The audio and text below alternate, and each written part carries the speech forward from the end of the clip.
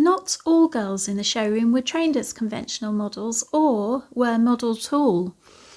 Some, like Maureen Norris, who you see in this picture from 1960, or Tanya Bishop, starting in the early 50s, were around 5'3", the average height for a British woman at that time. Tanya said she didn't like the experience of being on the catwalk and really wanted to be tall after being roped into model when she was in the shop in the early 50s. There at the same time, Maureen Norris felt differently, really enjoying it, saying she was the smallest in comparison with people like Zenobia and Sue, who towered over her at 5'10". And in 1968, after Maureen left and had long been first sales, Jackie Weinberg joined the showroom under 5'8" too. Style and personality was more important instead of going to modelling school, and Maureen, Tanya and Jackie learned on the job.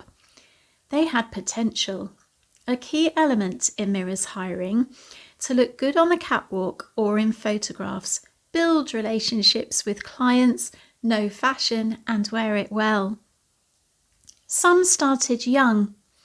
The average age of a junior from the young set, which is what teenagers like little Val were called in the 40s and early 50s before the word teenager was in use, was dependent on school leaving age.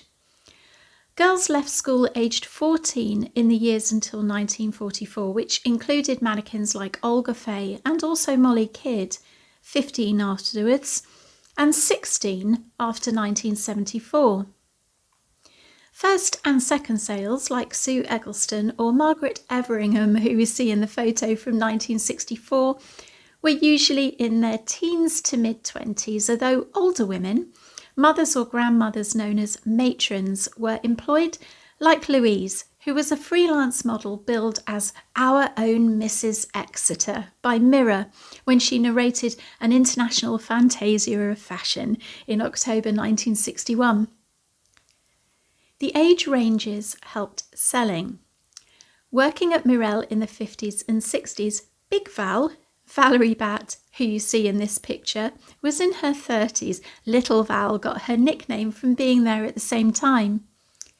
Peggy Wilson and Betty Stone joined in the 50s and 60s and stayed as they aged, but Peggy Wilson left in mid-1967 when her husband's job at Oughtred and Harrison, a firm well known in the city and so dependent on Hull's economy, started to falter.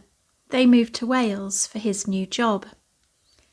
Like friends coming to visit, staff who stayed in the city or returned from where they'd moved to, like Sue Eggleston, who left her job at Mirelle and Hull by 1967 to model in the Caribbean, remained loyal to the shop, appearing at shows when they came back to visit, some doing so when they left to focus on the home, like Big Val did, returning to help out or work shorter hours, but it wasn't all plain sailing.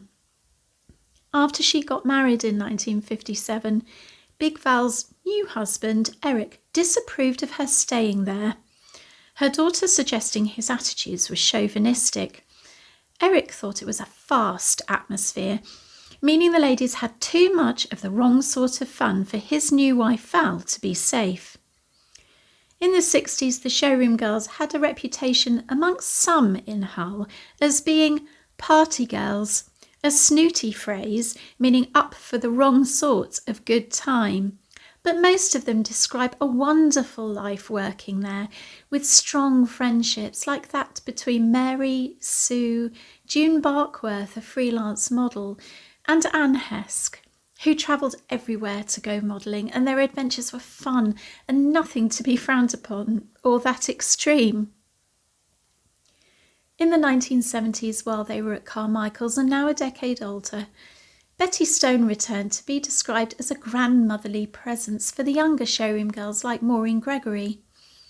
Clients and customers were also different ages, and when they walked into Mirelle, or La Boutique, which was Mirelle's budget store you can learn about in the locations, they were served by women they could relate to, which was important for making sales.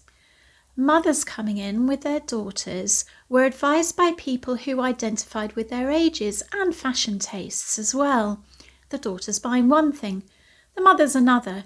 Both served in Carmichaels in the 70s, across both sides of the dividing aisle.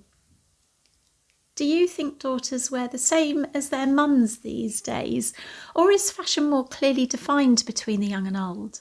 Let us know in the comments below.